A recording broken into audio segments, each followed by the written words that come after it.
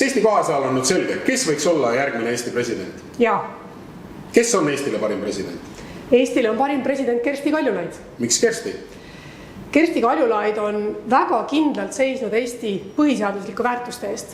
Ta vaatab tulevikku, ta on visiooniga inimene, ta on väga hea Eesti eest seisja, Eesti eest kõneleja välismaal ja ta suudab väga hästi kujundada meie riigi mainet välismaal.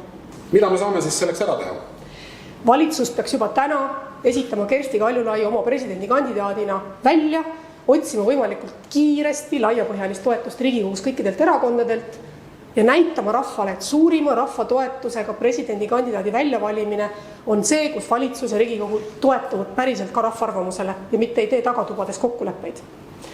Eesti vajab visiooniga, tarka ja väga tugeva eetilise selgrooga inimest presidendiks ja Kersti Kaljulaid on Eestile väga hea president.